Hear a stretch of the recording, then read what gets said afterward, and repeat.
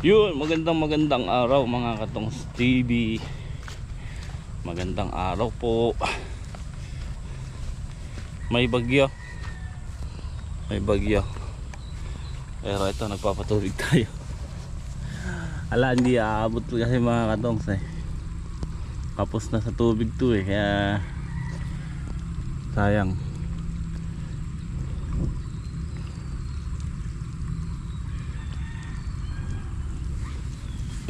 Papawin natin para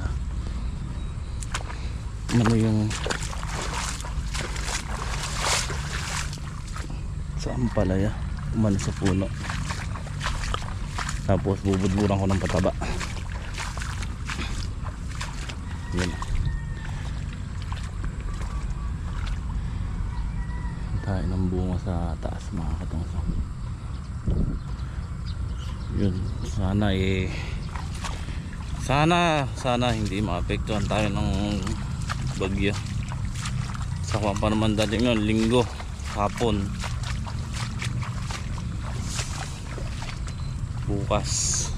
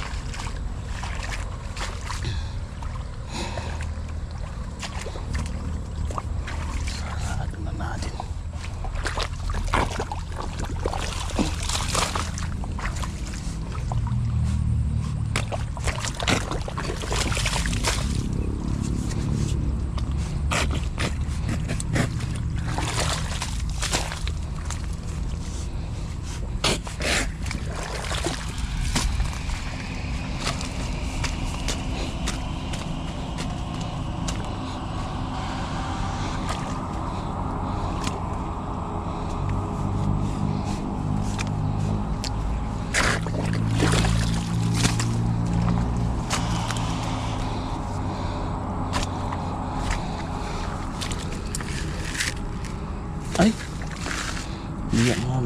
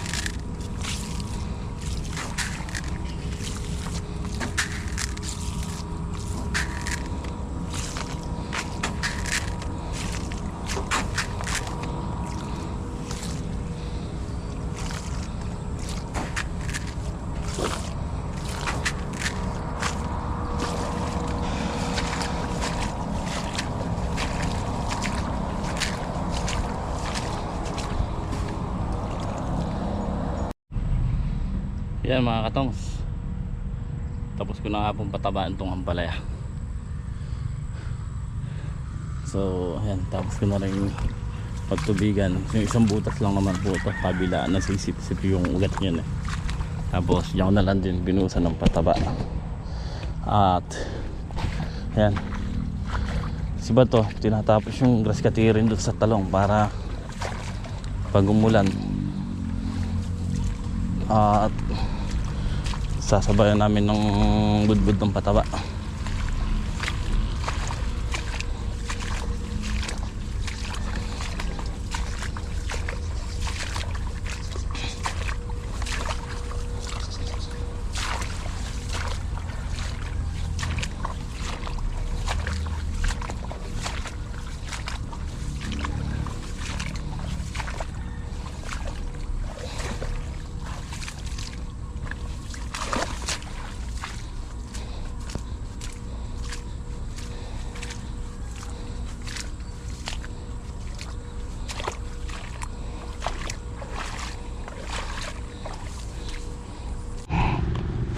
Okay mga katongs, tapos na si Batong mga grass cutter ron, yung natira nating grass cutter sa talong.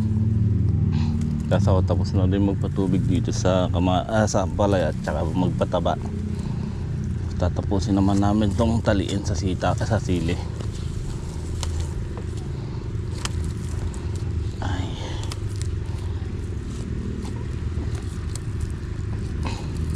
Ngayong araw ay Sabado po, bukas Linggo. Bukas mararamdaman na natin ang bagyo.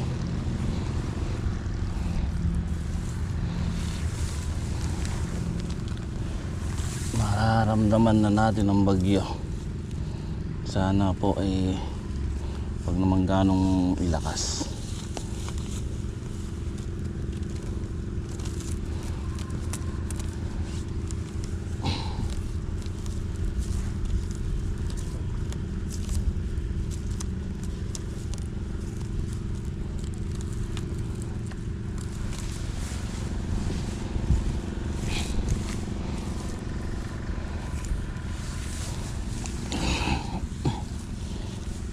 Yan,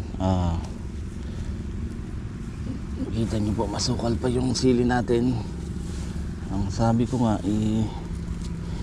tsaka na natin lilinisin yan pagkatapos ng bagyo.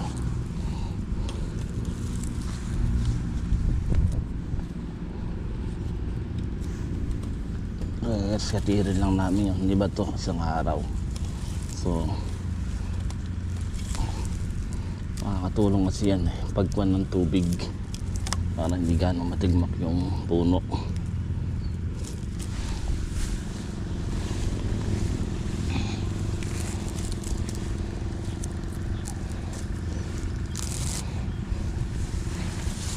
Kung wala lambog yung paparating yan, malinis na to.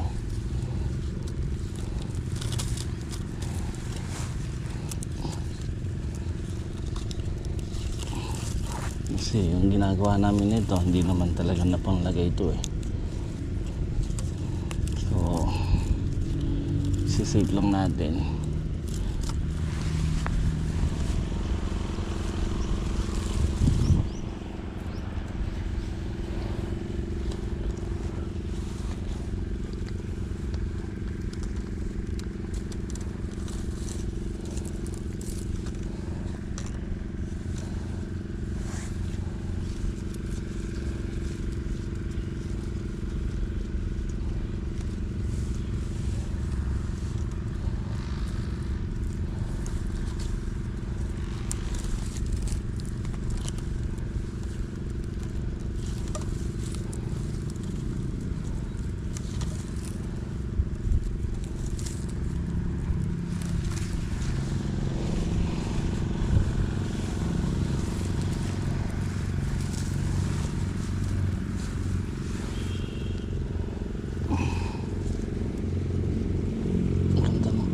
Sili natin, no?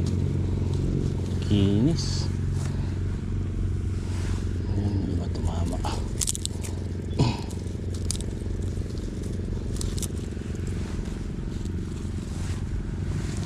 Tumatama na sa tali, iba. Kaya bumabaluktot yung sanga.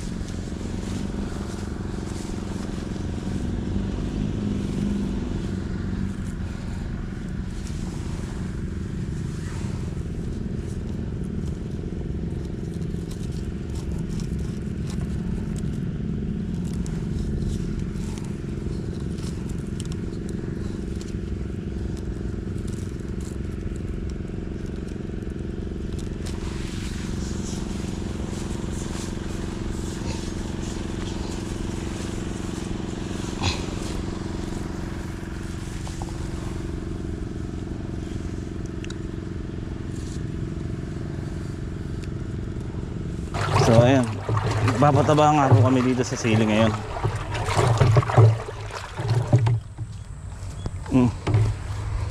Ano?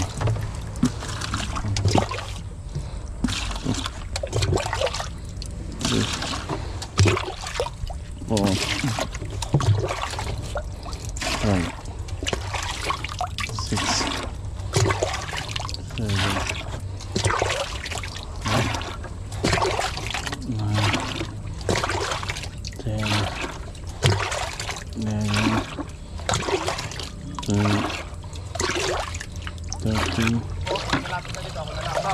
Eh.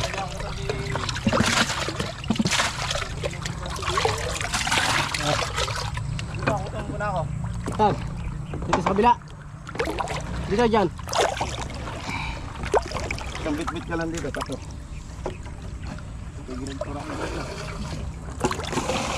Haluin mo po sa. Haluin mo muna bago mo takalan.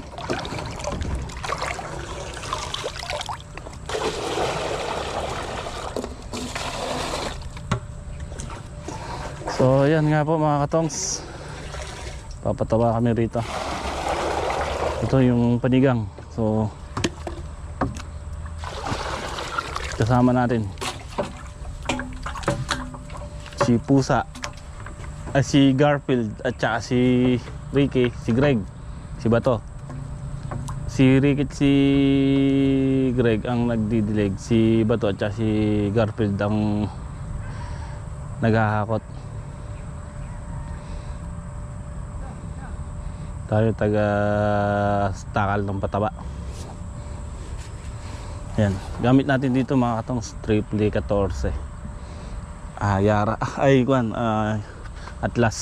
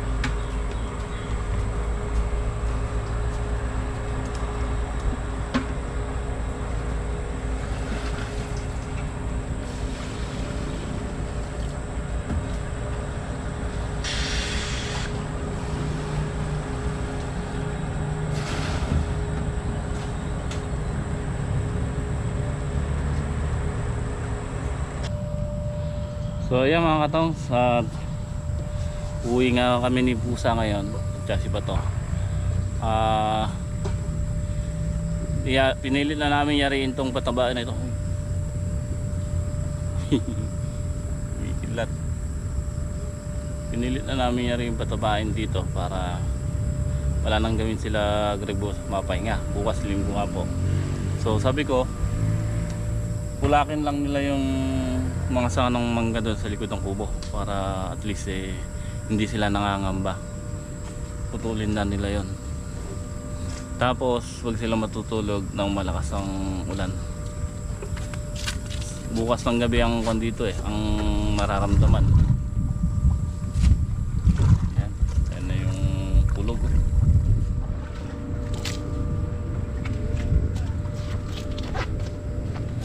So sana mga katong mahina lang maging kwan ng hangin. Kasi sayang yung sili natin.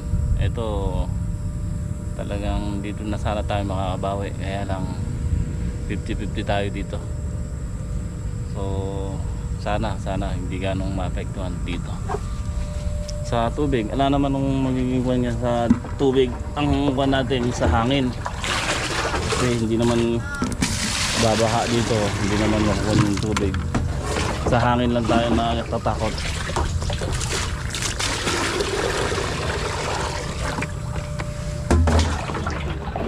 Pag nangyari to,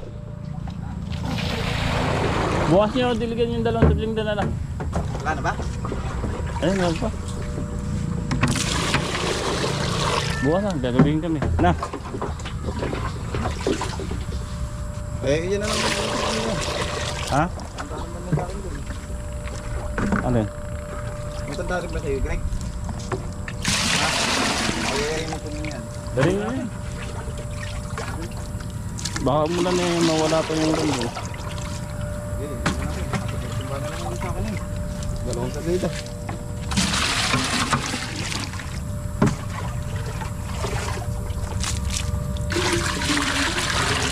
Sakto na yan bukas na. Oh, dalawang tudling lang yung sili doon sa kabilang palaya na yan. Diyan pala na pataba ko na kanina.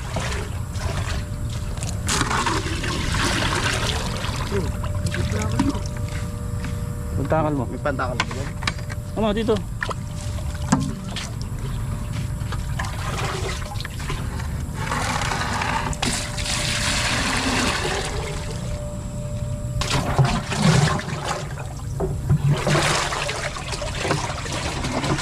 Ha? Pusan tayo po. Ulan?